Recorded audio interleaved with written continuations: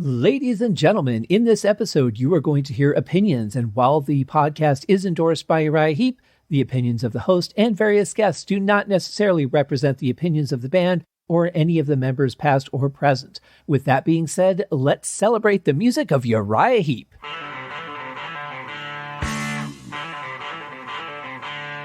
Welcome to Uriah Heep, the Magician's Podcast.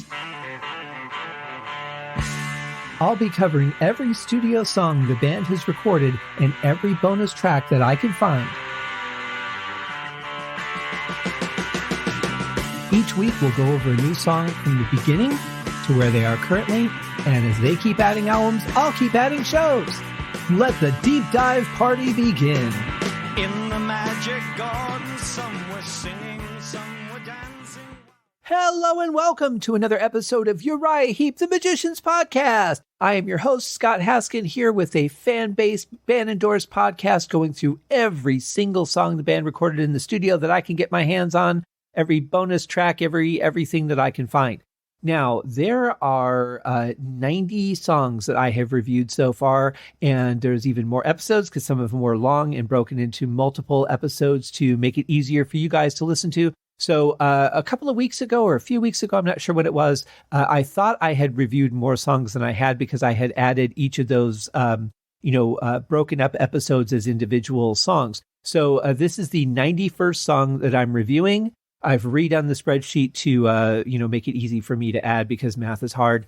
Actually, it's not. I like math. I'm pretty good at it, but, sometimes in a rush, you forget some of the details. So 91st song today, and this is the last official song that was released on the High and Mighty album. It's called Confession. It's a very short song, and we only have one version of it today. So that's what we're going to cover here in a minute. But there are still a couple of bonus tracks that we haven't gotten to yet, and I'm looking forward to covering those over the next few episodes until we get into the next album. So this has been a great season to really enjoy some twists and turns in Uriah Heep's music. Some of the stuff is a little bit different. The mixes are a little bit different, some experimental stuff, but it's definitely been an interesting journey, and I've really enjoyed going over each and every one of these songs. So let's get into it. Here is Confession, the final song on High and Mighty by Uriah Heep.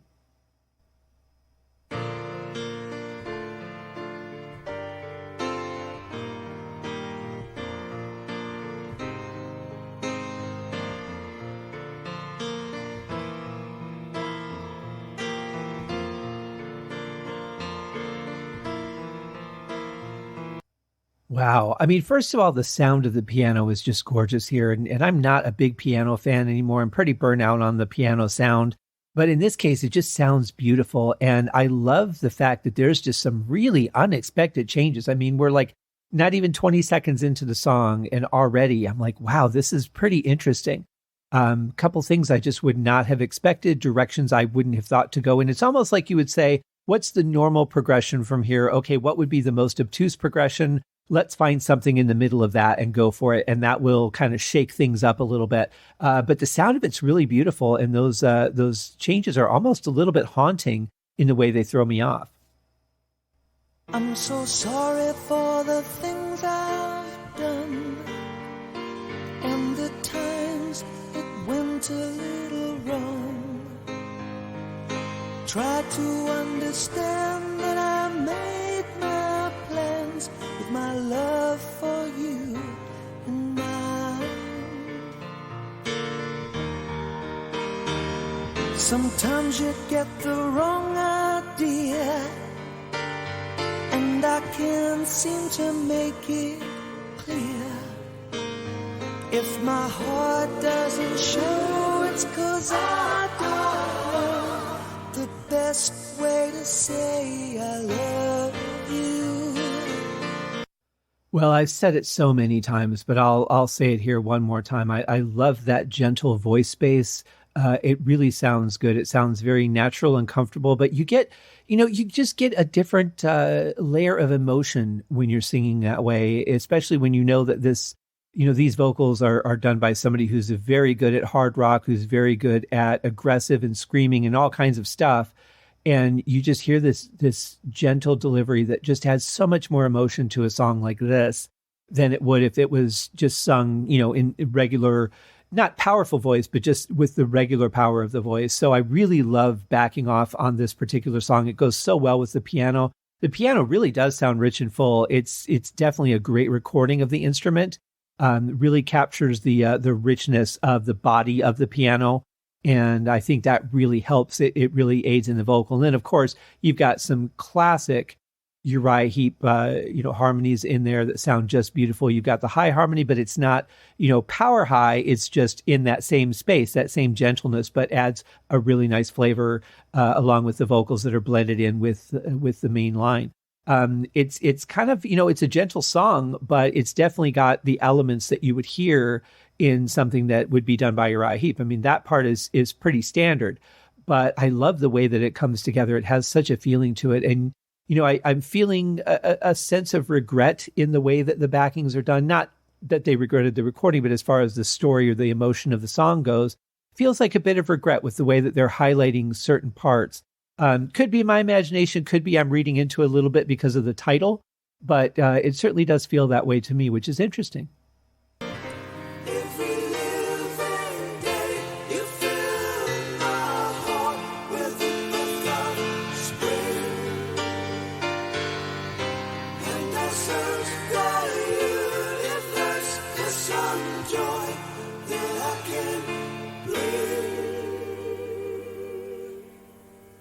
I love when they pause a second and delay the beginning of a word from where you would expect it to be, and then they let that word hang in the air. That just has such an element of trying to find the right word. I hate continually using the word emotion, but that seems to be the right thing.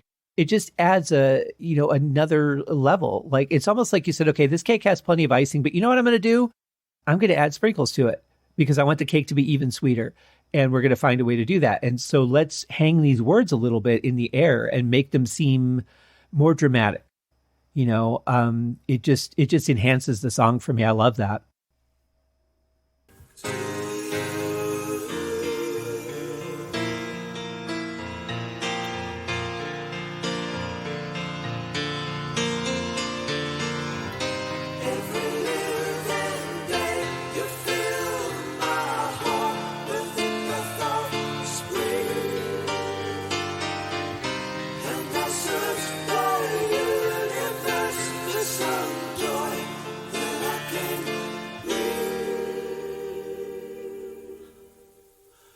Oh, that's just so beautiful. And even with the analog tape hiss, it doesn't distract from the vocals at all. I mean, they come through very cleanly, very good recording. Much like the piano, the vocals are just recorded beautifully. And I love the progression of the piano through that part too. It's so interesting and moody.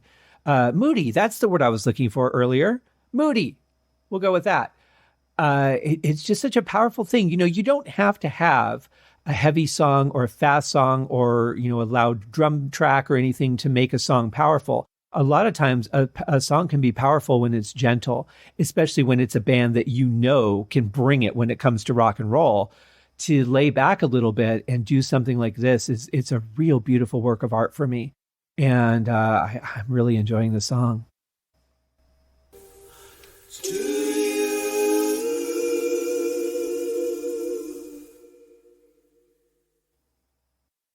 Well, that's what I get for enjoying it.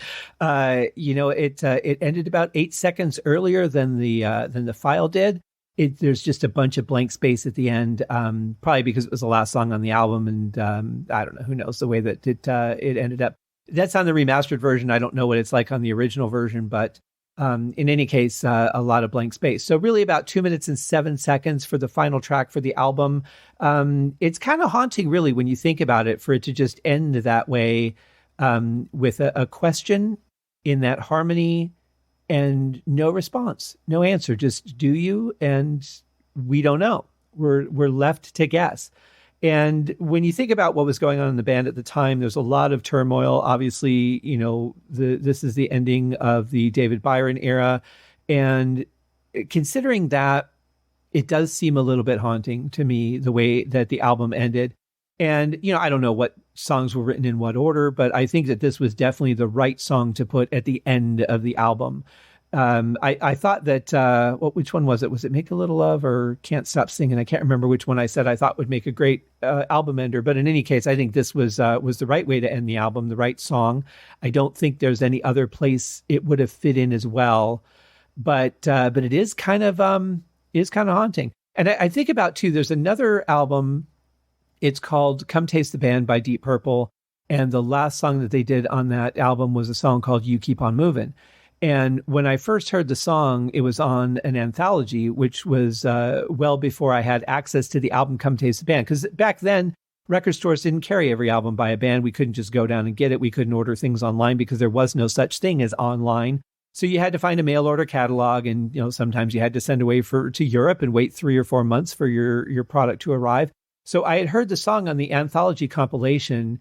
And even then, I didn't know it was the last song on the album. And I thought, wow, what a perfect way that would be to end an album. And then realizing that was actually when the band ended the first time in 76. There wouldn't be any more, again, until 1984.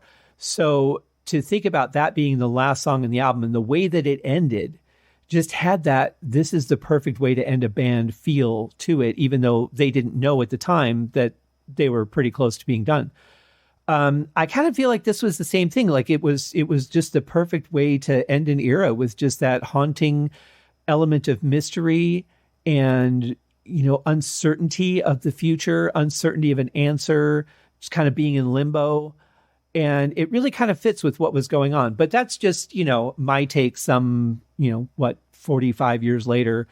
And looking back on it in retrospect, because again, at the time they did this, they're not like, hey, you know what, we're done, so let's put this song here at the end and that'll make sense. It didn't work that way, I'm sure.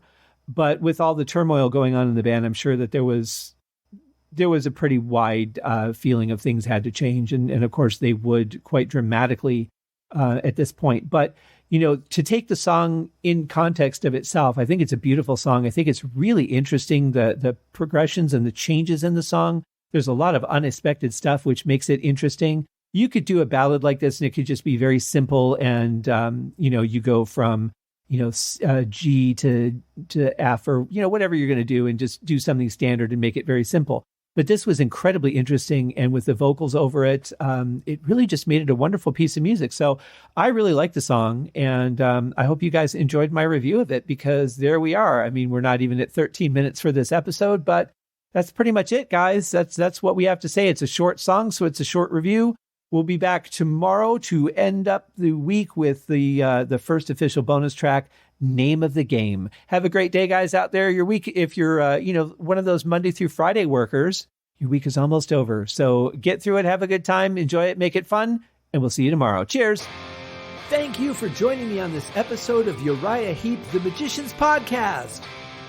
If you have enjoyed this show, please consider going over to Apple Podcasts or your favorite podcast outlet, leaving a rating or a review. Be sure to subscribe to make sure that you are notified when new episodes are available. Please be sure to share this podcast with your fellow Uriah Heep enthusiasts and anyone who you think would like Uriah Heep, which should be everyone. And if you are so inclined, please feel free to contribute to the Patreon account. And if you are not a Patreon subscriber, you can also pay through the PayPal link on the website listed in the show links below. I would also like to thank Uriah Heep for their very generous support of the show, and thank you guys for listening. We'll see you in the next episode. Happy days!